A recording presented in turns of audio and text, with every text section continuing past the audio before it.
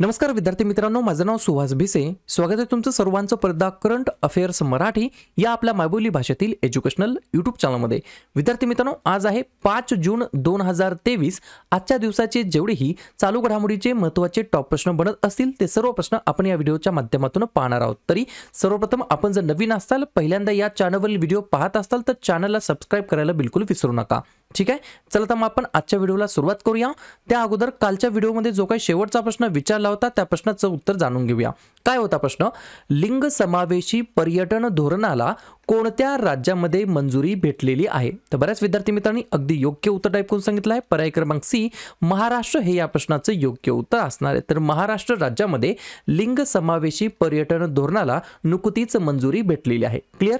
सोबत सोबत extra point लिहून घ्या, जसं की काही पर्यटन ठिकाणी महिला बाईक टॅक्सी सेवेच्या परिचयाला महाराष्ट्राच्या मंत्रिमंडळाने मान्यता दिलेली आहे. दुसरा पॉइंट, शासन आपल्या दारी हा सुद्धा उपक्रम महाराष्ट्र राज्यामध्ये सुरू करण्यात आलेला आहे. तिसरा पॉइंट, सुशासनाचे नियम मंजूर करणारे पहिले राज्य महाराष्ट्र राज्य ठरलेलं आहे. आणि चौथा पॉइंट, नमो शेतकरी महासन्मान योजना सुद्धा महाराष्ट्र राज्य सरकारने सुरू केलेली आहे. या चारी पाचही गोष्टी अत्यंत महत्त्वाच्या आहेत महाराष्ट्र राज्याच्या संदर्भात. क्लिअर? आता पाहूया विद्यार्थी मित्रांनो प्रश्न क्रमांक पहिला. टोटल संपूर्ण व्हिडिओमध्ये 12 प्रश्न असतील. सुरुवातीपासून शेवटपर्यंत व्हिडिओ काळजीपूर्वक पहा. एक एक प्रश्न महत्त्वाचा आहे, तुम्ही कुठल्या एक्झामची तयारी करा. प्रश्न क्रमांक पहिला काय म्हणतो? अलीकडेच चर्चेमध्ये असलेले निळवंडे धरण कोणत्या राज्यामध्ये स्थित आहे? तर प्रश्न क्रमांक पहिल्याचं योग्य उत्तर आहे याही ठिकाणी महाराष्ट्र हे या प्रश्नाचं योग्य उत्तर असणार आहे. आजच्या व्हिडिओमध्ये तुम्हाला बरेच प्रश्न हे आपल्या राज्याच्या संदर्भात दिसणार आहेत. तर महाराष्ट्र राज्यामध्ये निळवंडे धरण या ठिकाणी स्थित आहे. आता या ठिकाणी हे जे काही धरण आहे हे चर्चेमध्ये काय आहे, तर याच्याबद्दल काही अत्यंत महत्त्वाचे 8-9 पॉईंट्स आहेत जे की एक्झाममध्ये कदाचित विचारले जाऊ शकतात. जसं की तब्बल 53 वर्षांच्या प्रतीक्षेनंतर अखेरीस निळवंडे धरणाचे काम पूर्ण झाले आहे. महाराष्ट्राचे मुख्यमंत्री एकनाथ शिंदे आणि उपमुख्यमंत्री देवेंद्र फडणवीस यांच्या हस्ते 31 मे रोजी कालव्यामध्ये पाणी सोडून पहिली चाचणी घेण्यात आलेली आहे. या धरणामुळे अहमदनगरच्या 6 दुष्काळ भागातील पाणी टंचाईची समस्या दूर होण्यास मदत होणार आहे. नाशिकच्या सिन्नर आणि अहमदनगर भागातील पाणी प्रश्न सोडवणारे हे धरण आहे. अहमदनगरच्या महालादेवी गावामध्ये हा प्रकल्प 1970 मध्ये मंजूर करण्यात आला होता. या प्रकल्पासाठी 7.9 कोटी रुपयांचे अंदाजपत्रक मंजूर करण्यात आले होते, परंतु 5,177 कोटी रुपये खर्चून हा प्रकल्प पूर्ण झालेला आहे. कोणत्या नदीवरती हे निळवंडे धरण आहे असा प्रश्न विचारला तर प्रवरा नावाची नदी आहे, या नदीवरती हे धरण बांधण्यात आलेला आहे. आणि हा संपूर्ण प्रकल्प धरण आणि कालव्याच्या जाळ्यासह 182 किलोमीटर वरती पसरलेला आहे. एक एक पॉइंट मी बारकाईने शोधून या ठिकाणी टाईप केलेला आहे, व्यवस्थितपणे लिहून घ्या किंवा याचा स्क्रीनशॉट काढून घेऊ शकता. पुढचा प्रश्न, प्रश्न क्रमांक दुसरा. जीएसटी संकलन म्हणजेच जीएसटी कलेक्शन मे 2023 या महिन्यामध्ये 11.5% वाढून किती लाख कोटीवरती पोहोचलेला आहे? 2 नंबरच्या प्रश्नाचं योग्य उत्तर आहे पर्याय क्रमांक सी 1.57 लाख कोटी एवढं या ठिकाणी विद्यार्थी मित्रांनो काय झालेलं आहे? जीएसटी कलेक्शन झालेलं आहे मे 2023 या महिन्याच्या अंतर्गत. आता या ठिकाणी 5 महिने झालेले आहेत 2023 मधील. पहिला महिना आहे जानेवारी, ज्याच्यामध्ये 1.55 लाख कोटी जीएसटी कलेक्शन झालं. दुसरा महिना आहे फेब्रुवारी, त्याच्यामध्ये 1.49 लाख कोटी जीएसटी कलेक्शन झालं. तिसरा महिना आहे मार्च, त्याच्यामध्ये 1.60 लाख कोटी एवढं जीएसटी कलेक्शन झालं.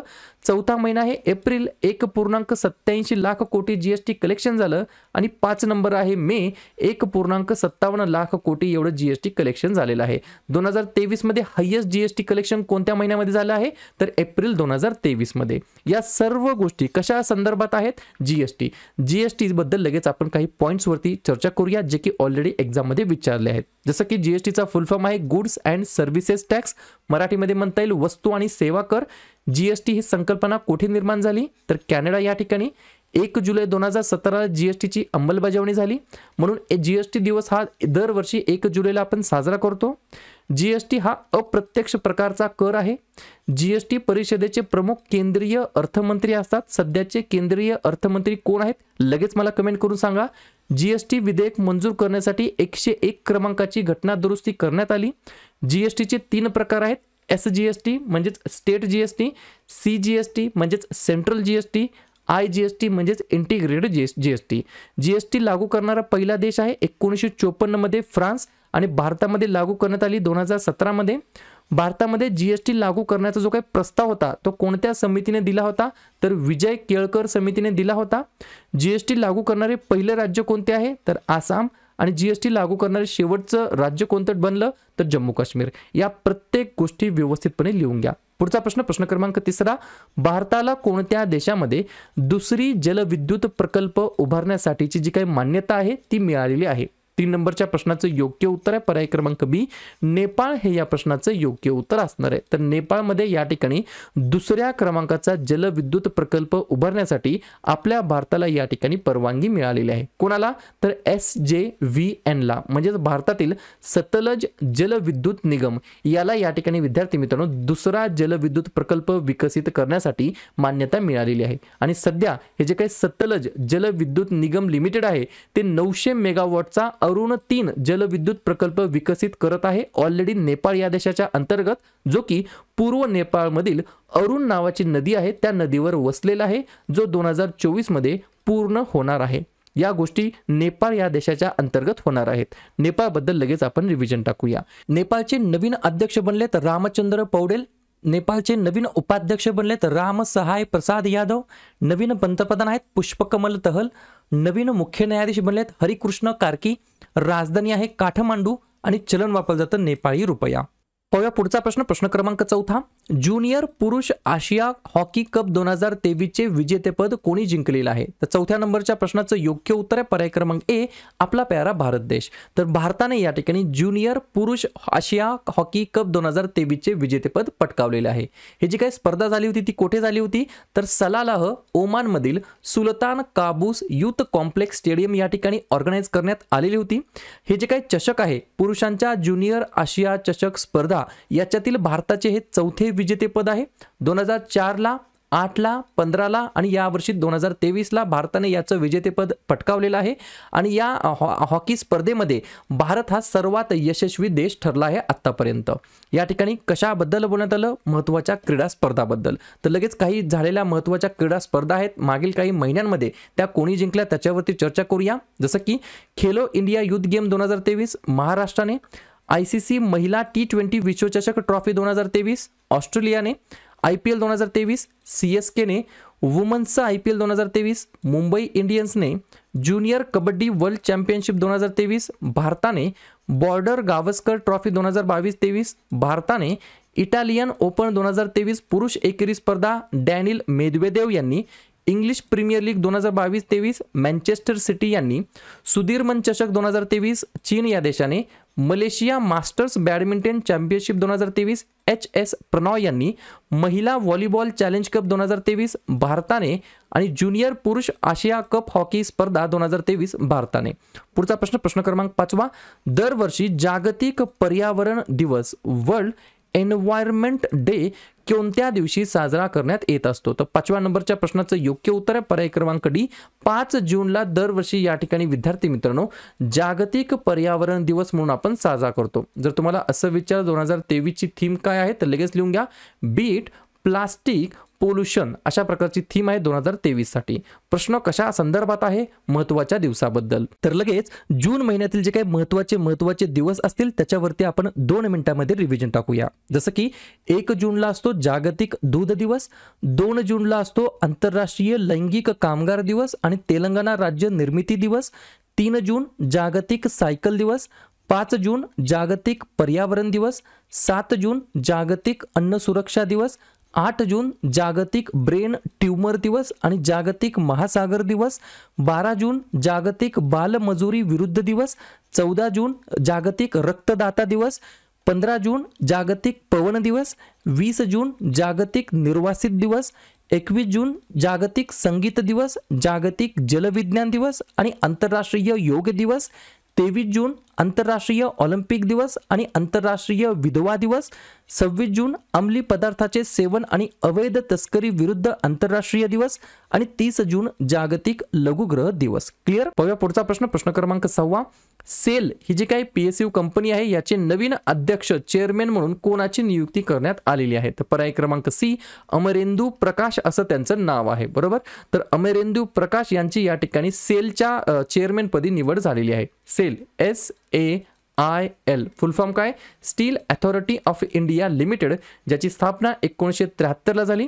मुख्यालय आहे नवी दिल्ली या ठिकाणी आणि सेलच्या महिला CEO बनल्यात सोमा मोंडल. कशाबद्दल प्रश्न आहे? महत्त्वाच्या नियुक्त्याबद्दल. तर लगेच मागील काही आठवड्यामध्ये जे काही महत्त्वाच्या नियुक्त्या झाल्या त्याच्यावरती चर्चा करूया. जसं की CBIचे नवीन संचालक बनलेत प्रवीण सूद, महाराष्ट्र राज्याचे मुख्य सचिव बनलेत मनोज सौनिक, कोल इंडियाचे MD आणि CEO बनलेत PM प्रसाद, संयुक्त राष्ट्र मानवाधिकार आयोगाचे प्रमुख बनलेत वोल्कर तुर्क, ट्विटरचे नवीन CEO बनलेत लिंडा याकारिनो, भारतीय बास्केटबॉल महासंघाचे नवीन प्रशासक बनलेत PK भट्ट, UPSCचे नवीन अध्यक्ष बनलेत मनोज सोनी, भारतीय स्पर्धा आयोगाचे नवीन अध्यक्ष बनलेत रवनीत कौर, पेटीएमचे नवीन अध्यक्ष बनलेत भावेश गुप्ता, नवीन कायदा मंत्री बनलेत अर्जुन राम मेघवाल, पृथ्वी विज्ञान मंत्रालयाचे मंत्री बनलेत किरेन रिजिजू, भारतीय उद्योग महासंघाचे नवीन अध्यक्ष बनलेत R दिनेश आणि सेलचे नवीन अध्यक्ष बनलेत अमरेंदू प्रकाश.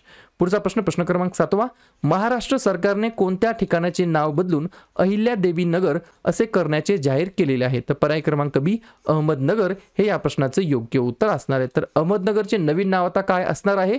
अहिल्यादेवी नगर असं असणार आहे. 2023 मध्ये आपण अहिल्याबाई होळकर यांची 298 क्रमांकाची जयंती साजरी केलेली आहे. यांचा जन्म 31 मे 1725 ला झालेला आहे आणि यांचं निधन 13 ऑगस्ट 1795 ला झालेलं आहे. क्लिअर. या ठिकाणी मग मागील काही महिन्यांमध्ये ज्या वेगवेगळ्या ठिकाणांची नावे बदलण्यात आलेली आहेत सरकारच्या माध्यमातून त्याच्यावरती लगेच आपण चर्चा करूया. जसं की अहमदाबाद दिल्ली संपर्क क्रांती एक्सप्रेसचं नाव बदलून अक्षरधाम एक्सप्रेस असं करण्यात आलं आहे. औरंगाबादचं नाव बदलून छत्रपती संभाजीनगर असं ठेवण्यात आलेलं आहे. अल मिनाद UAE या ठिकाणचं नाव बदलून भारतीय शहर असं ठेवण्यात आलं. चर्चगेट रेल्वे स्टेशनचं नाव बदलून चिंतामण द्वारकानाथ देशमुख स्टेशन असं ठेवण्यात आलेलं आहे. उस्मानाबादचं नाव बदलून धाराशिव असं करण्यात आलेलं आहे आणि अहमदनगरचं नाव बदलून अहिल्यादेवी नगर असं करण्यात आलेलं आहे. पुढचा प्रश्न, प्रश्न क्रमांक 8. Solar energy corporation of India लिमिटेडच्या व्यवस्थापकीय संचालक पदाचा कार्यभार कोणी स्वीकारलेला आहे? तर पर्याय क्रमांक A अजय यादव असं त्यांचं नाव आहे. क्लिअर. तर अजय यादव हे कोण असणार आहेत? तर या ठिकाणी solar energy corporation of India लिमिटेडच्या व्यवस्थापकीय संचालकपदी त्यांची नियुक्ती करण्यात आलेली आहे. पुढचा प्रश्न, प्रश्न क्रमांक 9. जागतिक गुलामगिरी इंडेक्स 2023 नुसार कोणत्या देशामध्ये सर्वाधिक गुलामगिरी आहे म्हणजे स्लेव्हरी? तर 9व्या प्रश्नाचं योग्य उत्तर आहे पर्याय क्रमांक A उत्तर कोरिया या ठिकाणी अव्वल स्थानी आहे. जर तुम्ही रँकिंग मध्ये पाहिलं तर 1 नंबरला आहे नॉर्थ कोरिया म्हणजेच उत्तर कोरिया, 2 नंबरला आहे इरिट्रिया नावाचा देश आणि 3 नंबरला आहे मॉरिटानिया असं त्या देशाचं नाव आहे. हे झाले अव्वल देशा ज्याच्या ठिकाणी सर्वाधिक गुलामगिरी आहे आणि सगळ्यात बॉटमला म्हणजे ज्या ठिकाणी गुलामगिरी नाहीये अशामध्ये सगळ्यात 160 नंबरला आहे स्वित्झर्लंड देश, त्याच्यानंतर 159 नंबरला आहे नॉर्वे आणि त्याच्यानंतर 158 क्रमांकाला आहे जर्मनी. आणि या ठिकाणी आपल्या भारताची रँक किती आहे? तर 40व्या क्रमांकावरती आपला भारत देश स्थित आहे. पुढचा प्रश्न, प्रश्न क्रमांक 10. बॅलिस्टिक क्षेपणास्त्र अग्नी 1 ची यशस्वी चाचणी घेण्यात आलेली आहे.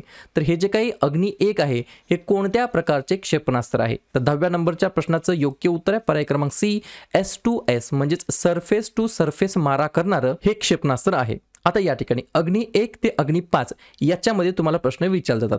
कधी कधी एक्झाममध्ये असंही विचारलेलं आहे एका साईडला अग्नी 1, अग्नी 2, अग्नी 3, अग्नी 4 आणि अग्नी 5 असं दिलेलं आहे आणि एका साईडला त्या सर्व अग्नींची रेंज दिलेली आहे त्याच्या तुम्हाला जोड्या जुळवायच्या आहेत. जसं की अग्नी 1 ची रेंज आहे 700 ते 800 किलोमीटर, अग्नी 2 ची रेंज आहे 2000 किलोमीटरपेक्षा जास्त, अग्नी 3 ची रेंज आहे 2500 किलोमीटरपेक्षा जास्त, अग्नी 4 ची रेंज आहे 3500 किलोमीटरपेक्षा जास्त, अग्नी 5 ची रेंज आहे 5000 किलोमीटरपेक्षा जास्त. पुढचा प्रश्न, प्रश्न क्रमांक 11. मा तुझे प्रणाम नावाची योजना आहे स्कीम आहे ती कोणत्या राज्याच्या रिलेटेड आहे? तर मध्य प्रदेश हे या प्रश्नाचं योग्य उत्तर असणार आहे पर्याय क्रमांक B मध्य प्रदेश या राज्यातील ही योजना आहे मा तुझे प्रणाम योजना.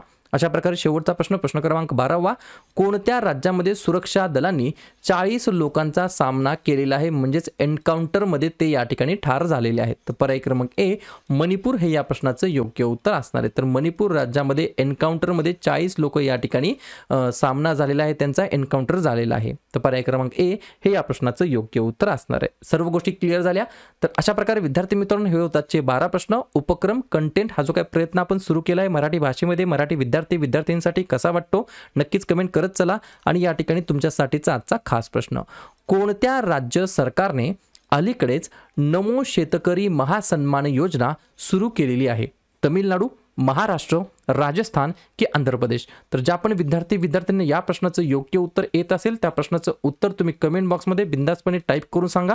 या प्रश्नाचं उत्तर चुकू द्या, बरोबर येऊ द्या, काहीच हरकत नाही, परंतु ट्राय करणं, प्रयत्न करणं हे सर्वात जास्त महत्त्वाचं आहे. आणि दुसऱ्या दिवशी येऊन आपण दिलेल्या प्रश्नाचं उत्तर हे बरोबर आलं की चुकलं हे दुसऱ्या दिवशी येऊन चेक करणं, तपासणं हे देखील तितकंच जास्त महत्त्वाचं सुद्धा आहे.